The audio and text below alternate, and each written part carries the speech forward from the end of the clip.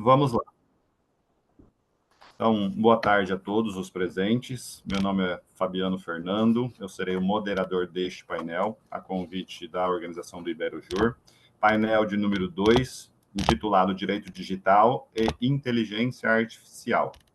Juntamente com a professora Giovana Cruz, que é doutoranda pela Universidade de Salamanca, nós faremos a condução deste painel. Rafael, eu verifiquei que ainda não ingressaram alguns dos painelistas, então eu vou iniciar a apresentação por você, tá? A gente sempre faz uma condução no sentido de que os painéis têm uma limitação temporal, então geralmente a gente concede 10 minutos para a apresentação, e ao final, em havendo tempo necessário, a gente concede um tempo maior para debates, questionamentos entre os painelistas, tá? Então, muito prazer, tá? Eu sou o professor Fabiano, estou fazendo as honras do IberoJur, e a partir de agora você tem a palavra de 10 minutos para fazer a exposição do seu trabalho, intitulado Cadeia de Custódia nos Crimes Virtuais. Oi, Giovana. Precisamos iniciar com quem está no presencial. No presencial? Quem está no presencial? Está na ordem. Charles Conrado Cordeiro e Carla Mac Pucci, está? Isso. Pode seguir o programa. Ótimo. Então, desculpa aí, Rafael. Vamos iniciar com o Charles Conrado Cordeiro e Carla Mac Pucci, são da PUC do Paraná, a possibilidade da inteligência artificial geral como sujeito passivo tributário à luz dos princípios constitucionais da legalidade e da capacidade contributiva. A partir de agora, os painelistas têm a palavra por 10 minutos para a exposição do tema. Perfeito, então, professor. Muito obrigado. Boa tarde, professor Dr. Fabiano. Boa tarde, professora doutoranda Giovana. Boa tarde também aos demais presentes, presencialmente, o pessoal que está online aqui nos acompanhando. Bom, o nosso trabalho ele tem como objetivo analisar a possibilidade da inteligência artificial como sujeito passivo tributário, dado o contexto dessa tecnologia ter ganhado protagonismo recente dentro não só do nosso contexto brasileiro, né, mas principalmente dentro do contexto normativo e social mundial. Dentro dessa lógica, considerando que a inteligência artificial cada vez mais tem se desenvolvido no sentido de tarefas que até então ficavam restritas à capacidade intelectual humana, nós identificamos e problematizamos esse exercício dessa atividade dentro do contexto jurídico tributário, principalmente considerando que hoje ele exerce um papel central dentro da organização do Estado brasileiro, não só em razão desse tributo, né, do papel ser no sentido de manter o próprio Estado brasileiro, mas principalmente também como instrumento de intervenção do Estado agente. Quando nós falamos em inteligência artificial, e por que o título, então, é inteligência artificial geral? Dentro dos critérios que se classificam as inteligências artificiais, nós entendemos que elas podem ser classificadas de 4 modos. A inteligência artificial de máquina reativa, memória limitada, aquela que tem como base a teoria da mente e a autoconsciente. A partir disso, nós conseguimos fazer uma nova classificação entre a fraca e a geral e a super IA. Considerando que as inteligências artificiais, as IAs fracas, que seriam de memória limitada, e a máquina reativa, elas não exercem um papel tão relevante perto da inteligência artificial geral, que tem como base a teoria da mente, e que, aí sim, substitui a capacidade humana, é que o nosso trabalho ficou restrito especificamente sobre a inteligência artificial geral. Nós não analisamos a super IA, até porque atualmente não se tem notícia de uma inteligência artificial autoconsciente. Então, por isso, nós nos restringimos a análise em cima disso. Dentro dessa ideia, nós também problematizamos essa questão a partir do fato de que hoje a legislação, os projetos de legislação aqui dentro do contexto brasileiro, que tratam da inteligência artificial, eles deixam de lado essa análise sobre o direito tributário. E por que essa análise ela é relevante? Como eu já disse, o tributo ele tem esse papel central. E se nós não analisarmos uma justificativa para que seja possível tributar essa inteligência, as atividades desempenhadas por essa inteligência artificial, nós podemos ter aí um grande prejuízo de arrecadação, que, por consequência, vai gerar um grande prejuízo dentro do Estado. Dentro dessa lógica, o nosso trabalho ele se pauta entre 2 análises. Primeiro, se a inteligência artificial, para ser sujeito passivo, ela necessita ter personalidade jurídica, e se para ser sujeito passivo tributário é necessário que seja atribuída essa condição. Falando especificamente da personalidade jurídica, o que nós identificamos dentro da nossa revisão da legislação e da própria doutrina é que a inteligência artificial ela pode sim vir em algum momento ser um sujeito adquirir personalidade jurídica, mas para isso é necessário que haja uma legislação nesse sentido, tal qual como aconteceu com as empresas quando nós tivemos a figura da construção da personalidade jurídica das PJs. Mas até que esse momento surja, né, nós ficamos aí com o segundo questionamento. Não tendo a personalidade jurídica, ela poderia ser sujeito passivo tributário?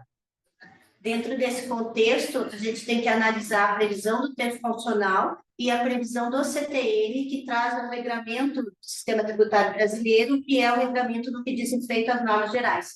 Se formos analisar o sistema tributário brasileiro com o escopo que é o próprio CTN, nós visualizamos que a análise para chegar à conclusão de quem é o sujeito passivo basta atender à capacidade contributiva. Então, eu não preciso estar formalmente estabelecido como pessoa jurídica, previsto formalmente conforme o Código Civil, e não preciso também ter capacidade civil estabelecida lá como 18 anos e assim sucessivamente. A sujeição passiva no sistema tributário brasileiro, ela leva em consideração essa capacidade contributiva. Se ela leva em consideração essa capacidade contributiva, obviamente que aquele fruto que eu tenho da utilização da IA, ela pode ter como consequência a tributação sem problema nenhum. No entanto, no sistema tributário brasileiro, nós temos um outro princípio que também vigora, que é o princípio da legalidade.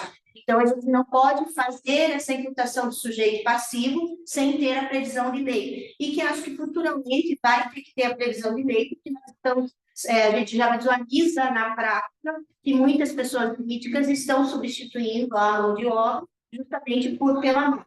E quando ela substitui pela máquina, a gente tem um efeito tributário, porque nós temos todos os encargos que eu tenho trabalhistas em razão dessa mão de obra e tributação sobre essa mão de obra.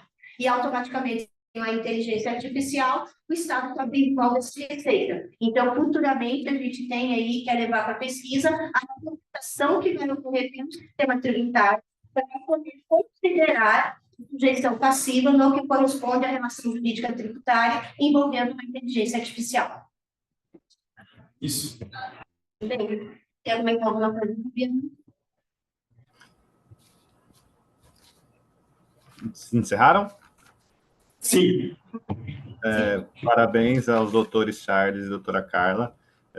Eu vou me ater a simples comentários, até para não tomar o tempo agora, mas reservamos ao final o debate. Vocês trazem uma temática extremamente importante. Estamos numa reforma tributária aí que, às vezes, tem oportunidade para resolver alguns impasses, mas não o fazem. Sabemos também que o campo científico ele demanda esses debates, então não é algo que é automático ou matemático, inclua e pronto, precisamos de vários debates. Então, acredito que o trabalho é muito rico neste aspecto, porque toca numa temática que é muito sensível e necessária. E, curiosamente, eu defendi meu doutorado tem 2 meses, e um dos aspectos em que eu analiso é essa falta de uma norma tributária para fazer esse contraponto em relação à inteligência artificial, porque o meu campo de trabalho é o trabalho. Então, vocês disseram aí, né? Nós temos uma tributação em razão da força de trabalho, em que cada vez mais está sendo substituída por robôs, e nós não temos um contraponto tributário neste aspecto. Então, parabéns à dupla. Voltamos ao final, se houver um tempo para maiores debates, que é um tema muito rico, e parabéns. Dito isso, eu faço a chamada da próxima painelista, doutora Tatiana Rose Barbosa. Está aí, Giovana? Sim, ela está Ótimo, é da Faculdade de Direito da Universidade de Lisboa e vai apresentar o tema O papel das emoções no contexto jurídico em tempos de inteligência artificial. Doutora, a partir de agora você tem a palavra por 10 minutos. Obrigada, professor doutor. Cumprimento a todos que estão aqui presentes. Obrigada por estarem aqui. Cumprimento a todos os amigos que estão aqui também. Eu agradeço pelo tempo de vocês. E eu trouxe hoje, eu falei, meu Deus do céu, agora esse congresso trazer um trabalho das emoções, que é fruto do meu trabalho de doutorado, faço doutorado na Universidade de Lisboa, e eu confesso para vocês que foi muito difícil convencer um orientador a assumir esse tema comigo. Então, só de falar das emoções já é bastante complexo, ainda mais emoções no contexto jurídico, e ainda por cima eu trouxe essa questão da inteligência artificial. Se começar, a gente só tem 10 minutinhos, é super rápido, né? Aqui, mas eu queria falar para vocês que eu estive fora do direito 5 anos. Então, eu tive a oportunidade de lidar com uma demanda que não era jurídica. E eu percebi como as emoções dão a última palavra para muitas questões. Então, essa inquietação que a gente sente, às vezes um vazio, isso é uma coisa, eu peço desculpa pela minha flanha aqui, mas eu estou fazendo o máximo para falar. Mas a inquietação que a gente tem, esse vazio, muitas vezes é porque a gente resolve as demandas, mas não resolve o conflito. Então, nessa minha volta ao direito, aí, depois de 5 anos fazendo outras coisas, eu falei, não, mas eu quero estudar as emoções do direito. E fui olhando vários campos, e uma coisa que eu percebi é que existia um campo do direito e das emoções. E aí, que é super desenvolvido nos Estados Unidos, no Canadá. E isso é uma coisa que me chama a atenção, como as pessoas estudavam as emoções nesse aspecto. E aí, eu fui ver vários detalhes também sobre a questão da neurociência. Como é que a gente tem ajuda de outras matérias no direito? Porque nós estamos num paradigma mais técnico, um paradigma que a razão muitas vezes é oposta à emoção. Muitas vezes na questão do direito a gente coloca a emoção numa condição subsidiária, numa condição excludente, como se a gente tivesse que segurar as emoções, né? E esse paradigma cartesiano muitas vezes nos afasta do que é o ideal do direito. E eu, como sou da teoria do direito, da filosofia, eu gosto muito dessa parte, eu gosto de trazer aqui reflexões, coisas que sejam mais instigantes nesse aspecto.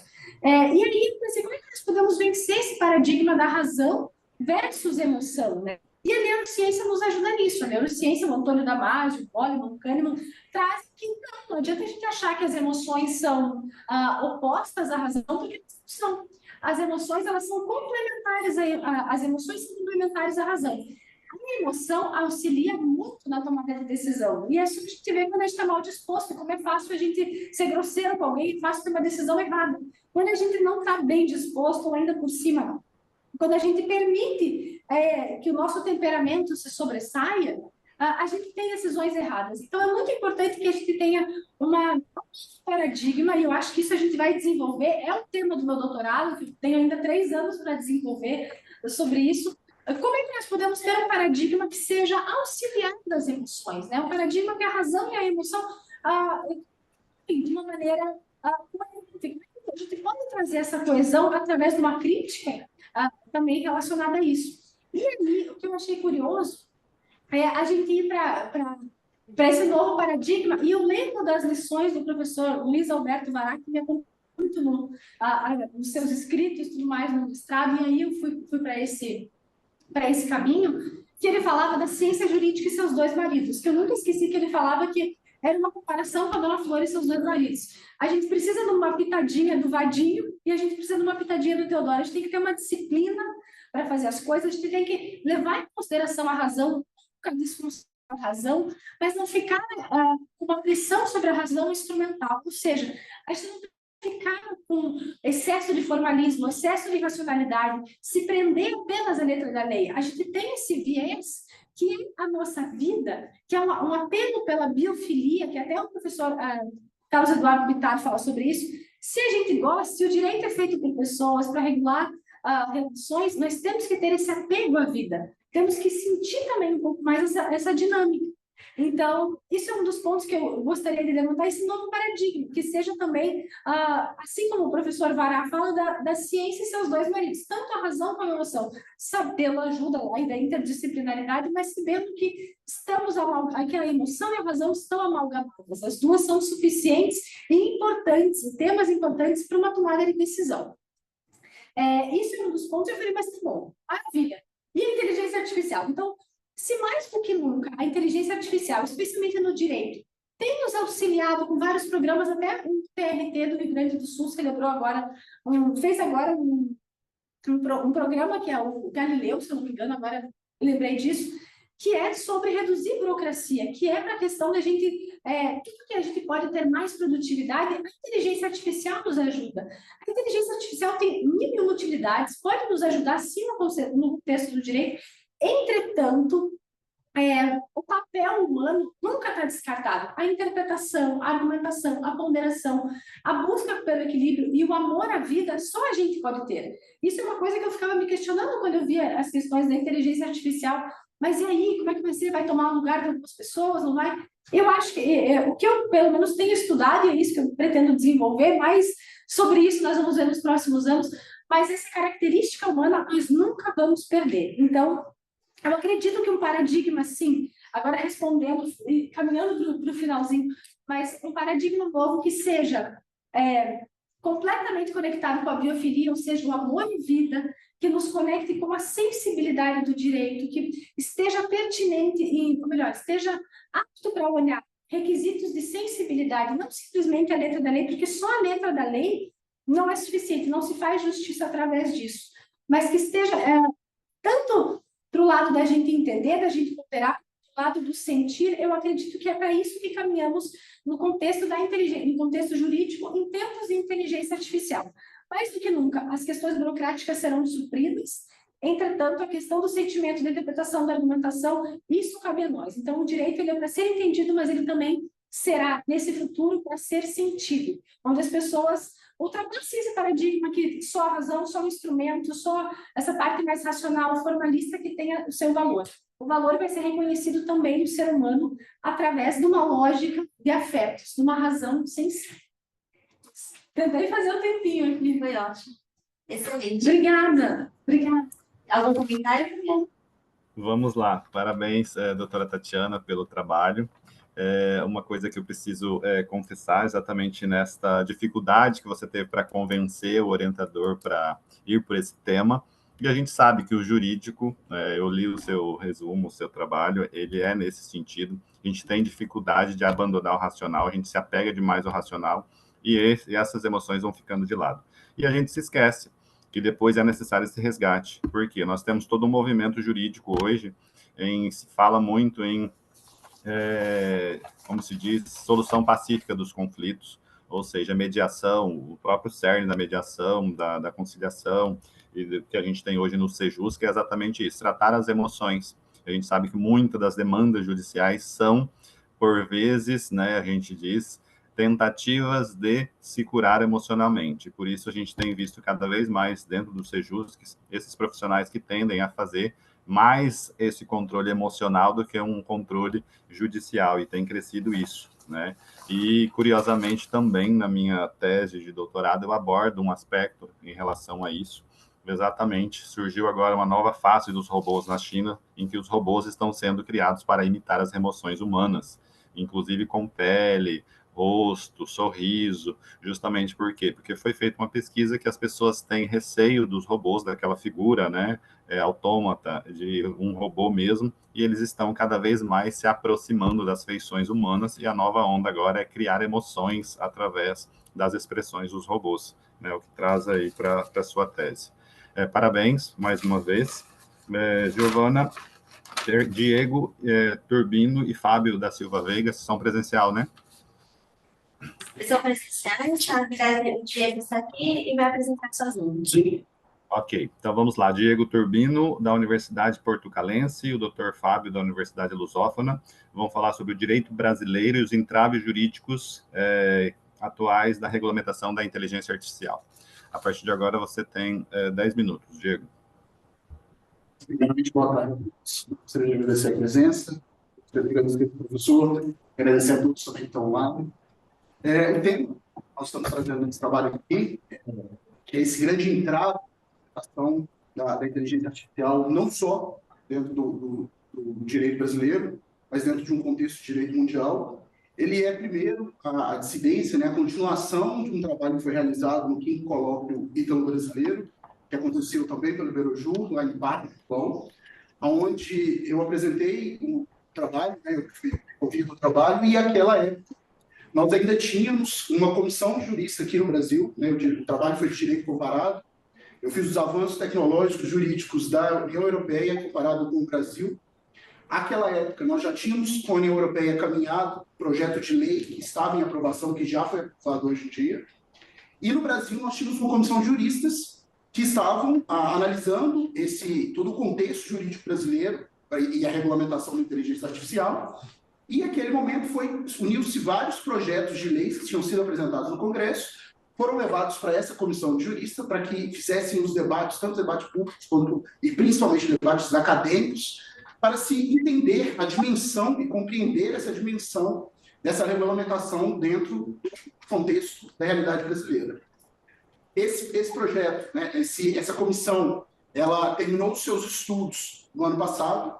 Então, quando foi publicado o artigo lá na Itália, ainda estava nesses estudos. Esses estudos foram publicados, os estudos da comissão foram publicados em setembro do ano passado, e eles geraram um anteprojeto, né, que foi apresentado ao Congresso Nacional com uma grande sugestão do debate e das conclusões que foram trazidas por aquela comissão. Esse anteprojeto ele foi analisado pelo Congresso e hoje nós temos um projeto de lei que está em trâmite no Congresso Nacional, que é o 2338 de 2023, do ano passado, em que se discute e visa essa regulamentação da inteligência artificial dentro do nosso país. O projeto de lei hoje, ele foi criado já uma comissão especial, né? Essa comissão especial para regulamentação da inteligência artificial tem se discutido muito sobre essas questões da regulamentação e esses entraves jurídicos e sociais que a regulamentação tem trazido já, que é uma realidade, né? É importante deixar muito claro que nós não estamos falando de algo futuro, nós estamos falando da realidade. Então, é o direito tendo que enfrentar o que de fato já está acontecendo. E as grandes discussões que são acaloradas dentro dessa comissão e dentro do projeto em si, que inclusive está desde o final do mês passado com um pedido de agendamento de uma audiência pública, vai ter debate para a sociedade como um todo, sobre primeiro que o projeto foi criado pela base, né, da oposição do governo, e a grande discussão com o governo que tem principalmente contra a regulamentação das deepfakes, né, e a regulamentação da utilização da inteligência artificial virtual, e também o grande problema, então, nesse projeto 2338, que não só a boa parte da doutrina, é no sentido da descriminalização dos algoritmos. O que seria isso? Os algoritmos hoje têm a possibilidade de manipular de tal forma, elevar e levar o grande papel da sociedade, que às vezes são perigosos. Conteúdo que não tem, por exemplo, preconceito, discriminação. E o projeto do 2338, ele não é omisso nesse ponto, pois ele deixa de esclarecer principalmente as condutas, né?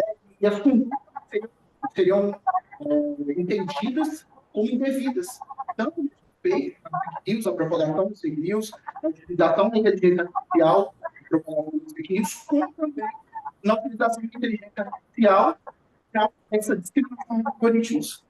Então, esse é o grande debate que nós temos hoje, já que deixa de ser jurídico e acaba sendo muito mais político,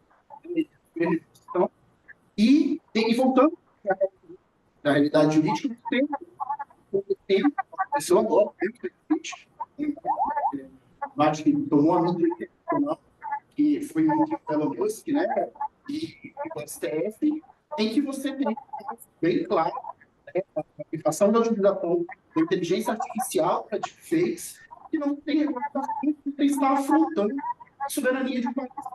Então, isso é importante para entender a dimensão do poder que pessoas ou empresas que detêm essa tecnologia, detêm conhecimento, detêm o pessoal, tanto científico quanto tecnológico, para se desenvolver as questões, tem sobre, por exemplo, acontecendo agora, eleições municipais, né? Eleições dentro do país. Para além desses entraves políticos e sociais, o trabalho visa e pretende discutir também os entraves diretos jurídicos que acontecem na prática, né? Na prática da aplicação de fato da lei, né? E do que acontece hoje já no nosso país em relação à mitigação, principalmente de direitos sociais e direitos políticos com o desenvolvimento da tecnologia e o desenvolvimento da inteligência artificial. Hoje, é muito importante a gente parar e raciocinar e ficar atento na sociedade, não só na sociedade brasileira, mas na sociedade mundial, necessidade que nós temos de ter uma legislação que abarque e proteja, de fato, toda a comunidade científica, bem como os cidadãos que estão à frente e estão inseridos nesse desenvolvimento tecnológico. Então, hoje, o grande entrave que nós temos, o grande conflito que nós temos é a importância do avanço tecnológico que a IA está trazendo, né, que a inteligência artificial está trazendo, frente aos desafios, aos riscos que isso pode trazer e as mitigações, principalmente de direito. Então, a gente precisa identificar a maioria desses e dessas discussões e ir um pouco mais além, né? Tentar, talvez, dentro do próprio projeto 2338 e das discussões que estão tendo dentro do Congresso, inclusive a própria audiência, o que vai acontecer, possíveis soluções, né, para a regulamentação, né, da deficiência social do nosso país. O trabalho anterior, que originou esse trabalho em direito comparado, nós utilizamos muito do que foi aplicado na União Europeia, principalmente os preceitos que foram utilizados para dar como solução a regulamentação aqui no nosso país, muitos deles, inclusive, aplicados dentro do anteprojeto produzido pela Comissão de Jurista, que tinha participação, inclusive, de membros da União Europeia. E o nosso trabalho, esse trabalho visa exatamente isso, buscar uma solução, ou, principalmente, mais uma solução, que talvez de fato uma solução, essa equidade entre avanço tecnológico, a inteligência artificial, a utilização de tecnologia e os direitos sociais, direitos científicos e a proteção tanto do cidadão quanto do Estado e membros jurídicos do nosso ordenamento brasileiro. É isso. Eu gostaria de agradecer mais uma vez a oportunidade. Vamos lá, Diego. Me senti um pouco prejudicado aqui por conta da conexão, deu umas instabilidades no momento da fala. Captei uma parte da apresentação em relação aos debates sobre os entraves jurídicos sobre a regulamentação da inteligência artificial. Eu acho que isso é um contexto mundial. A ONU recentemente aprovou uma resolução atuando sobre a necessidade desta regulamentação. É uma situação que envolve desterritorialização, porque você não sabe as barreiras que você enfrenta, e nós, internamente, além das leis que temos recentemente, dos projetos, temos aí a caminhada do Código Civil para a inclusão de um livro sobre direito digital, e vai também nesse rumo, tá? Parabéns aí pela apresentação. Vou convidar agora o próximo painelista, no virtual, Rafael Alves do Nascimento, da Uninter. Ele vai apresentar o tema Cadeia de Custódia nos Crimes Virtuais. Rafael. Maravilha. Professor Fábio, é só uma coisa. O nome da professora que está mediando ali presencialmente? Giovana Cruz. Giovana Cruz. Isso. Giovana, maravilha. Então vamos lá, Rafael. A partir de agora você tem 10 minutos para a exposição do seu tema. Tranquilo. Olá, boa tarde a todos. Eu agradeço a oportunidade de estar compartilhando aqui um pouquinho do trabalho que hoje está bastante tímido, mas que eu tenho esperança que será um bom trabalho e vai me servir muito bem aqui a atividade de advocacia, que, como eu sempre digo, eu fui para a arte marcial quando novo porque era ruim de bola. E sou ruim de bola, assim como sou ruim na academia, mas com esforço estou gostando da brincadeira e eu tenho certeza absoluta que esse trabalho vai se tornar um instrumento muito importante para servir quem pesquisa sobre essa área, e em especial os advogados que têm que combater as nulidades específicas das provas através da quebra da cadeia de custódia. E foi exatamente isso que me trouxe nesse tipo de pesquisa. Bom, o tema cadeia de custódia, ela é muito importante e fundamental agora no processo penal moderno, porque ela se relaciona especificamente à preservação da integridade das provas e assegura que elas não sejam adulteradas ou manipuladas de forma indevida, quebrando, assim, o direito à prova e o direito também à contraprova da defesa. Portanto, nos crimes virtuais, a cadeia de custódia assume um papel ainda mais crucial. Por quê? Porque devido à natureza intangível e eu posso até dizer imaterial dessas provas virtuais, que podem caminhar a uma condenação concreta, ela deve ser muito mais cuidada e muito mais atenta, especialmente à defesa. Bom, a cadeia de custódia, trazendo o nosso saudoso Auri Lopes Júnior, a cadeia de custódia consiste em um conjunto de procedimentos que assegura a autenticidade e integridade do vestígio, permitindo que esse seja rastreado desde o momento da sua coleta até a sua apresentação em juízo. Pois bem, Nos crimes virtuais, em específico aqueles de invasão de sistemas, nos crimes de pedofilia, em especial aqueles prescritos no artigo 240, que é produzir, reproduzir, dirigir material pornográfico envolvendo criança e adolescente, o 241, que é vender, expor à venda, fotografia, vídeo pornográfico referente à criança e adolescente, que está previsto no ECA. Em específico, esses crimes, a fraude digital, a divulgação ilícita de dados, elas devem ser protegidas. Por quê? Porque o acesso a elas, basicamente, são através de e-mail, através de arquivos e vídeos. Tá certo? Então, facilmente ela pode ser comprometida. E por que facilmente ela pode ser comprometida? Por quê? Porque as provas virtuais, como eu disse, elas não são materiais. É diferente de um corpo de delito realizado em um cadáver. É diferente de um corpo de delito realizado numa confrontação de material genético. É diferente a realização de prova, a produção de prova, num corpo de delito na prova de que aquele projétil, ou projétil que saiu daquela arma de fogo, pertencia àquela arma de fogo. Não, é diferente. Por quê? Porque ela é volátil. Bom, os dados digitais podem ser alterados e apagados com facilidade. Desligar e ligar um dispositivo, eles podem alterar ou se fazer perder essa prova digital.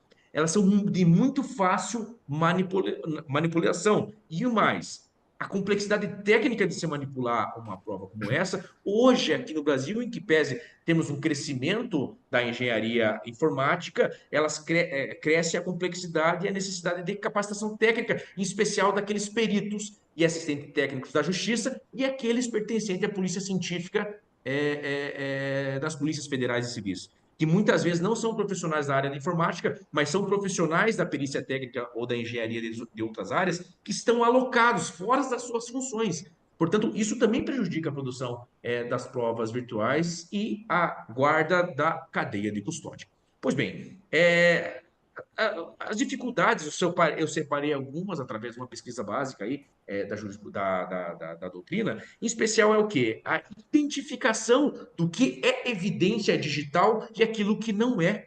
Ora, quando se tem a apresentação em juízo, ou então a apresentação em um inquérito policial, ou através de um PIC ou uma comissão parlamentar de inquérito, normalmente se é apresentada o joio e o trigo. Então, é necessário se dividir tudo isso. E aí pode se perder alguma circunstância ou outra. Afinal de contas, na perícia, em especial aquela feita no inquérito policial, se é feita unicamente pela polícia ou pelo perito. E a defesa técnica acaba não tendo acesso a todos os elementos de prova e tendo que fazer a contraprova de forma privada, o que prejudica a ampla defesa contraditória. Ora, aquelas em especial também a verificação da integridade da prova, para saber se de fato aquela prova não foi alterada ou ela não foi modificada, não foi replicada, dividida, diminuída, certo? É necessário se utilizar pela defesa os algoritmos, aqui está escrito aqui, hash, como MD5 e SHA-256. Não pesquisei a fundo esses instrumentos, mas são instrumentos que podem dar um raio-x daquilo que foi feito com essa prova. Mas, normalmente, dificilmente a defesa pode ter acesso a esse tipo de instrumento, por ser complexo e ser caro. Bom, o que acontece? As coletas das provas digitais, elas seguem a receita de bolo da cadeia de custódia prescrito aí no 158B até o 158F do Código de Processo Penal. Ocorre que é o seguinte, como eu disse anteriormente, normalmente isso está direcionado a provas físicas, a provas fáceis de serem produzidas e fáceis entre aspas, evidente, porque nós estamos no Brasil, mas ela segue um modelo até mesmo arcaico, em que pese o pacote anticrime vir para modernizar essa produção. Porque nós temos lá a coleta da prova, a preservação da prova, a documentação de acesso da prova e a apresentação da prova em juízo. Veja, mas como que eu rastreio como foi feita a perícia específica em determinado arquivo? Como que eu posso provar que aquele determinado arquivo de áudio, de vídeo, não foi alterado durante esse processo? Ora, nós temos aqui algumas legislações específicas. Bom, o pacote anticrime, que trouxe a cadeia de custódia, mas específico que me chamou a atenção, que foi o único cuidado que o legislador teve na preservação específica das provas virtuais, é aquela do 190A adiante do ECA, onde ele prescreve o quê? Que o agente policial infiltrado nos crimes aí de pedofilia, digo pedofilia do ponto macro, né? Envolvendo crianças e adolescentes, os crimes envolvendo crianças e adolescentes na internet, é possível o agente se filtrar. Mas olha que interessante, essa disposição legal traz o quê? Que o agente filtrado deve estabelecer todos os pontos, momento de acesso, o que foi registrado, como foi registrado, e prescrever, inclusive, testemunhas dentro dessa investigação. O que me traz a ideia de entender que o legislador se preocupou com a integridade dessa cadeia de custódia da prova virtual, unicamente, exclusivamente nesse fato, nesse caso.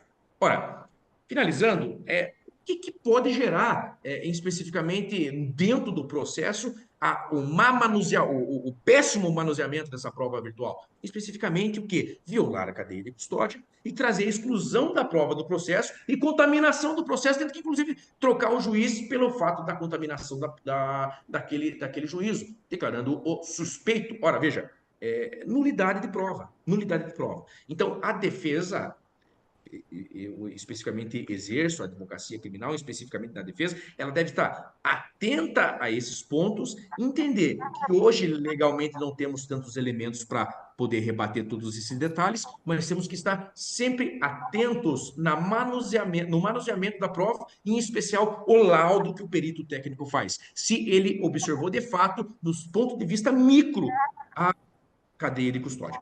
Era o que continha, agradeço e estou disponível para qualquer esclarecimento. Um forte abraço.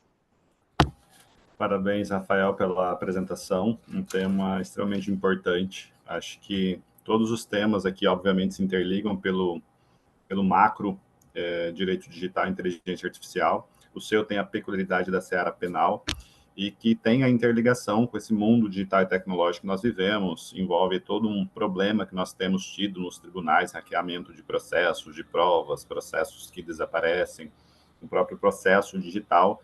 E o seu tema, a coleta de provas no meio digital, é algo muito sensível e, como você disse, de pouca aplicabilidade por falta de pesquisas nesse sentido. Então, nós precisamos fazer com que o direito, em essencial nessa esfera probatória do campo digital, da cadeia de custódia das provas, esteja sensível a essa temática para trazer essas contribuições que a gente precisa demais. Parabéns aí pela apresentação. Obrigado, professor. Bom, agora nós vamos para a última apresentação, que é do professor Fabiano. O professor Fabiano, ele é da Universidade Federal do Mato Grosso e vai falar sobre o fenômeno da turquerização do trabalho, uma análise de precarização do trabalho intelectual na era digital. Pode iniciar. Muito obrigado, Giovana, pela apresentação. Boa tarde a todos, mais uma vez. O meu trabalho, ele se foca na seara entre capital e trabalho, que é uma das vertentes das minhas pesquisas desde mestrado, é a preocupação com esse mundo digital e com seus aspectos nas relações de trabalho. Por que decidi analisar o fenômeno da turquerização? E aí eu preciso contextualizar todos os presentes sobre o que significa e qual é a pretensão de pesquisa.